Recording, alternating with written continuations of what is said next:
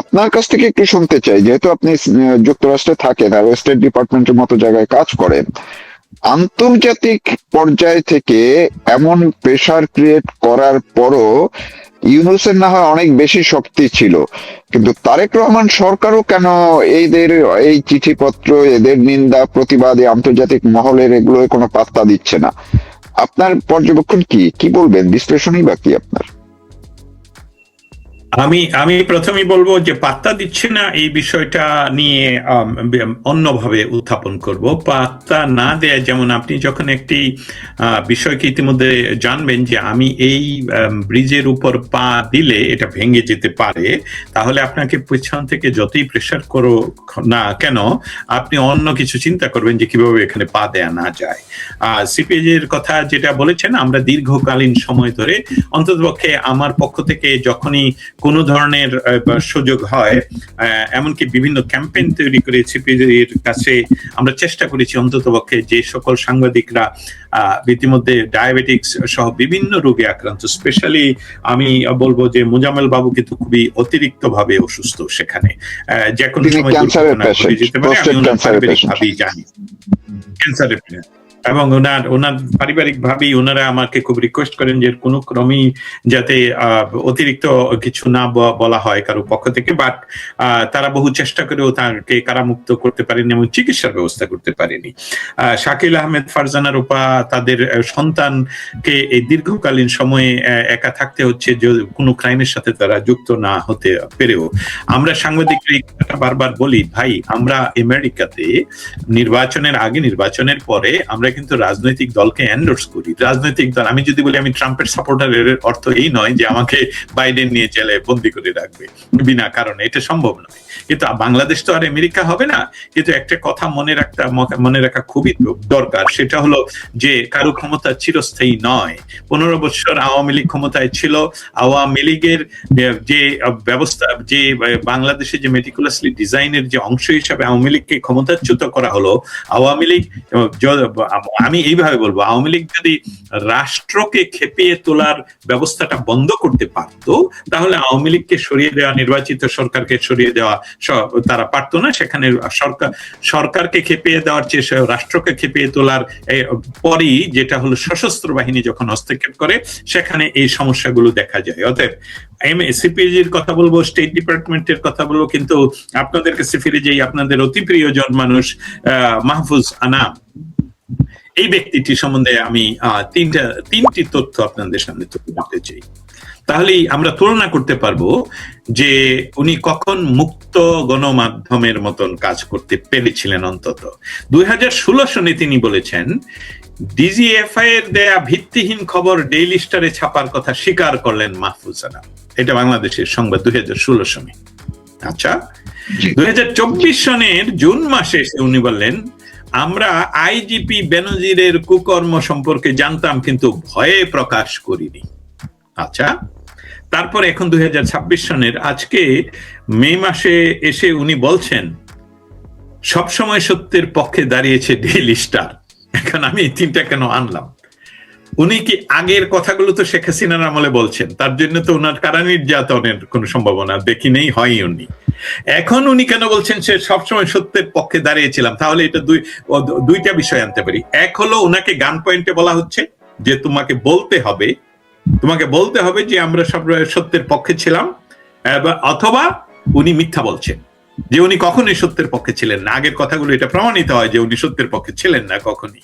অতএব উনি, বিষয়টা হলো, আমাকে যদি বলা হয় যে আমাকে জোর করে করানো হয়েছে এবং সেটা তার সরকারের আমলেই বলার সুযোগ থাকে, তাহলে আপনি তো বলে দিচ্ছেন আপনি তো মুক্ত আপনি মুক্ত বলার জন্য, আপনার এর জন্য কোনো জেল জরিমানা হয়নি। আজকে কিন্তু আপনি পারছেন না। এখন বিষয়টা হলো ওয়াশিংটন ডিসি তে যে ন্যাশনাল প্রেস ক্লাব, এই প্রেস ক্লাবের আমাদের প্রেস ফ্রিডম একটি ক্লাব আছে, আমরা আলাদাভাবে এটা করি, সেখানে আমি সংযুক্ত।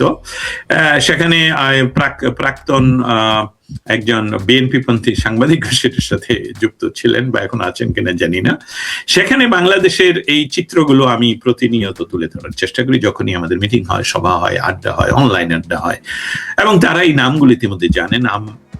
প্রেস ক্লাবে মাঝে মধ্যে তাদের স্ক্রিনে পৃথিবীর কোন জায়গায় কোন ধরনের সাংবাদিকরা নির্যাতিত হচ্ছে, কারাবন্দী আছে, অনেকের আবার তার ছবির শেষে, নামের শেষে আবার দিনগুলো পর্যন্ত স্ক্রলিং করতে থাকে কতদিন ধরে। সেখানে সেই চেষ্টা আমি করেছি, একবার সফল হয়েছে, প্রতিদিন হয়তো বা আবার সফল হব। এটা একটা বিষয়। স্টেট ডিপার্টমেন্টের এরা সকলেই ইতিমধ্যে জানে যে বাংলাদেশের কারা কারা নির্যাতিত। এখানে একটা আন্ত উপমহাদেশের একটা বিষয় রয়েছে, যেটাতে নির্ভরতার জায়গাটা ভারত যে কাজটুকু করছে ভারতের জন্য, আমেরিকা সরাসরি জয় লাভ করেছে সেখানে, আমি এইভাবে বলবো। অতএব তারা নির্ভেজাল ভাবে যতদিন পর্যন্ত তাদের কাজগুলো উদ্ধার করা যায় ততদিন পর্যন্ত বাংলাদেশ সরকারকে তো তারা বলে রাখেনি তুমি ওদেরকে মুক্ত করে না দাও, এটা তাদের বলা না, এটা তাদের ইন্টারেস্ট না, এবং তারা সরাসরি এটা বলবেও না। তারা যেটা বলবে সেটা হলো যে আমরা তো বলছি যে তোমরা এই লোকগুলোকে মুক্ত না, বাংলাদেশ সহ পৃথিবীর সমস্ত জায়গায় আমরা মুক্ত গণমাধ্যমে বিশ্বাস করি, সমালোচনার অধিকার সকলেরই আছে, এটা তারা বলে, এবং বাংলাদেশও সবাই এটাকে রেসপেক্ট করবে সেটাই বলে। এবং সিপিজির কথা উল্লেখ করেছেন, তারা আজকে নয় আরো দুইবার, এমনকি ডক্টর ইউনূস সরকারের সময়ে তারা চিঠি পাঠিয়েছেন যে গণমাধ্যমকে আপনি ওয়াশিংটন, নিউ ইয়র্ক সিটিতে এসে বলে গেছেন যে আমার বিরুদ্ধে সমালোচনা করা, সবাই উন্মুক্ত সমালোচনা করতে পারবে, আপনার এখানেই ওরা কারাবন্দী হতে। এখন কেন তারা কথা শুনছে না? বিষয়টা যদি হতো এরকম যে তুমি যদি তাদেরকে মুক্তি না দাও তাহলে আমরা স্যাংশন নেব, আমরা এই করব, এটা এই পর্যায়ে নাই। এর একটা কারণ আছে, এই পর্যায়ে নেই এই কারণে যে বর্তমান যে সরকার, তারেক জিয়ার যে সরকার, তিনি আসলে নির্বাচিত সরকার নয়, আসলেই নির্বাচিত সরকার না। কারণ নির্বাচিত হওয়ার জন্য অন্তত পক্ষে অবাধ নির্বাচন হওয়া উচিত, সুষ্ঠুতা পরে আসে। অবাধের কথাটা হলো আমি দস্তগীর সহ সবাই অবাধে এই নির্বাচনে অংশগ্রহণ করতে পারে। অবাধ, আইন দ্বারা নিয়ন্ত্রিত নয়, আইন দ্বারা বাধাগ্রস্ত নয়, সেইটা বাইরে সবাই নির্বাচনে অংশগ্রহণ করতে পারবে। পৃথিবীর সকল দেশে যারা নির্বাচনে অংশগ্রহণ করে তারা দুইটা পক্ষ, কি একটা হলো রাজনৈতিক দল, আরেকটা হলো নিরপেক্ষ। এর বাইরে কেউ নির্বাচনে অংশগ্রহণ করে না। সকলে আসে একটা রাজনৈতিক ম্যানিফেস্টো নিয়ে, আরেক দল আসে নিরপেক্ষ নিয়ে। তাদেরকে অনেকে পৃথিবীতে বলেনি আমি লিবারাল ডেমোক্রেট, অমুক ডেমোক্রেট, তাদের বা বাম, চরম বাম, তাদের রাজনৈতিক দল নেই, তারা নিজের আইডিওলজি নিয়ে আসতে চায়। অতএব বাংলাদেশের নির্বাচন এবং বিশ্ব গণমাধ্যমের এই দিন এই কথাটা আমাদের মৌলিক স্বাধীনতার, মৌলিক যে কথা বলার অধিকার, এটার সাথে সংযুক্ত, মানবাধিকারের সংযুক্ত। এই জন্য আপনার প্রশ্নের আমি এত লম্বা করে বলছি, আমি এটাতে ইন্টারেস্ট ফিল করি এইভাবে বলার জন্য। সেই বিষয়টা হলো যে বাংলাদেশের নির্বাচনকে আমরা তুলনা করব 14, 18, 24 এবং যে নির্বাচন তথাকথিত 12ই ফেব্রুয়ারির নির্বাচন।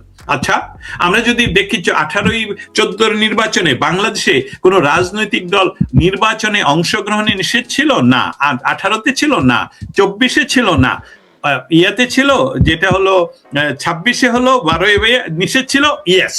আচ্ছা, এটার সাথে তুলনা করে আমরা যদি পিছনে ফিরে গিয়ে বলি জামায়াতে ইসলাম কি তো নির্বাচনে অংশগ্রহণ করতে দেওয়া হয়নি?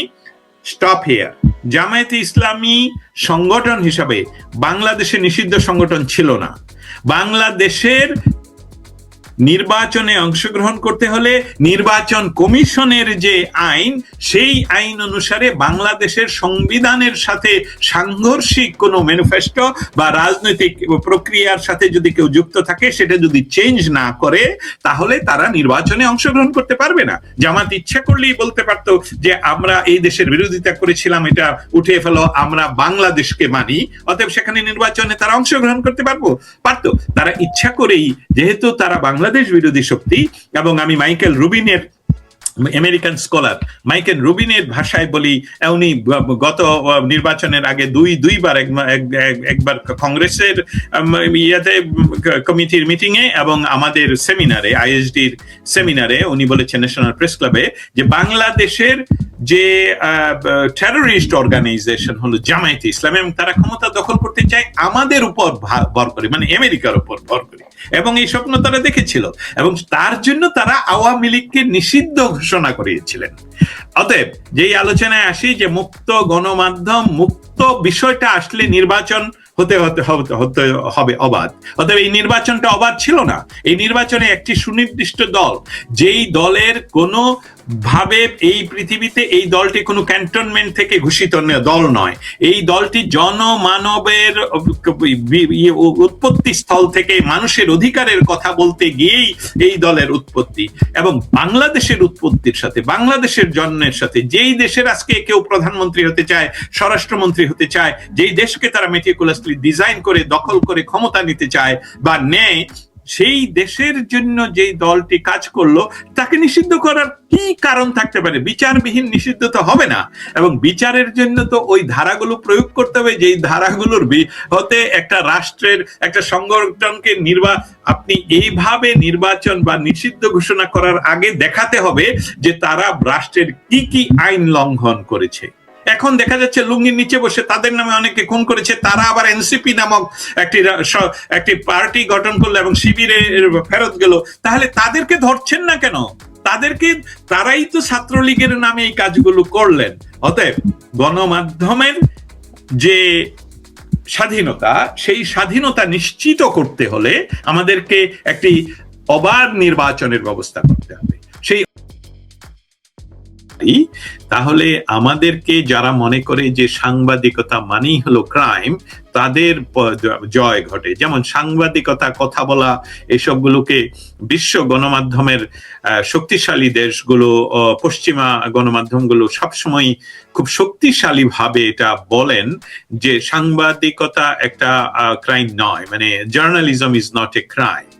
অতএব একজন জার্নালিস্টকে আরেকটি বিষয় আমি সবসময় বলি, সাংবাদিকতায় যারা বলতে চান যে আমি কেউ নিরপেক্ষ সাংবাদিক, এটা সম্পূর্ণ ভুয়া, মিথ্যা, বা এটা নিজের প্রতি নিচে অন্যায় করা।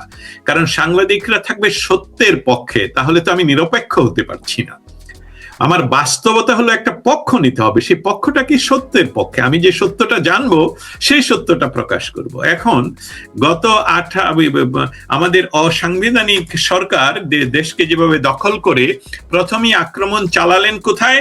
একটি বক্তব্যের মাধ্যমে বললেন তিনি এসে যে সমালোচনা করুন, আপনারা মুক্ত, আপনারা আমার বিরুদ্ধে সমালোচনা করুন। এটা কিন্তু একটি দারুণ সিগন্যাল যে তোমরা কথা বললেই কিন্তু জিহ্বা কেটে দেওয়া হবে। তারই একজন সেই নির্যাতনের যে শিকার, সে 4 মাস জীবন থেকে যে কেড়ে নিল, সেই একজন শেখ জামালকে আজকের এই প্রেস ফ্রিডম দিনে আপনি উপস্থিত করার জন্য আমি ওনাকে আসলে স্যালুট জানাতে চাই যে উনি ভেঙে পড়েননি। ওনার কাছ থেকে আমরা শুনলাম, যারা আমাদেরকে শুনছেন কথাটা, আমি দস্তগীর জাহাঙ্গীর ওয়াশিংটন ডিসি তে ওয়ার্ম জায়গায় বসে, সেই জায়গায় বসে বলছি, এরকম নয়।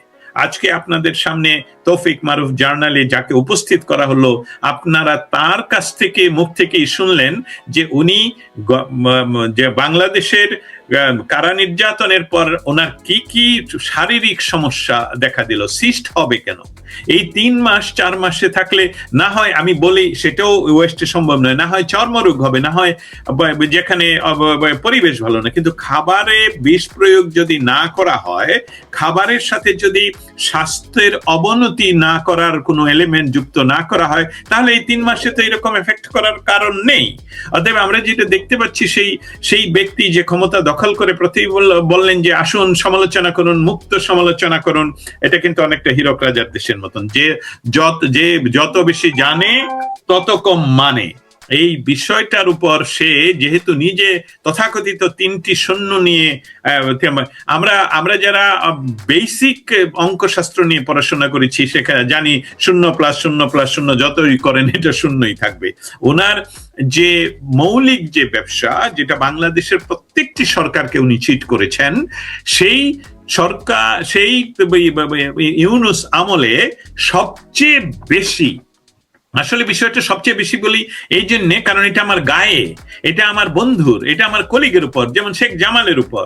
অতএব আমি যেটা ফিল করছি, সরাসরি ফিল করছি, আমি সহ বাংলাদেশের 70 সংবাদ পরিবেশনের কারণে যে তথ্যটা আমাদের শেখ জামাল তুলে ধরলেন যে ইতিমধ্যে 47 জন গ্রেফতার হয়েছেন, যাদের নাম আমরা আসলে জানি, কিন্তু এরকম অনেক জায়গায় গ্রেফতার আছে যে তথ্যগুলো আসলে বাংলাদেশে কেউ প্রকাশ করছে না।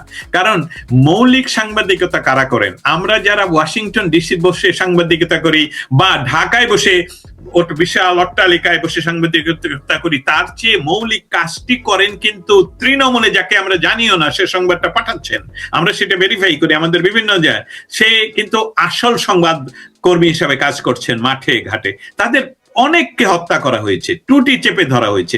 আপনারা জানেন যে বাংলাদেশের গত 18 মাসে আমাদের কোনো জায়গা থেকে যখনই কোনো সংবাদ কেউ আমাকে পাঠাতেন, তারা দয়া করে বলতেন, দস্তগীর ভাই আপনাকে দিচ্ছি, আপনি যাতে প্রচার করেন, কিন্তু কোনো ক্রমেই যাতে আমার কোনো স্ক্রিনশট সেখানে ব্যবহার না করেন।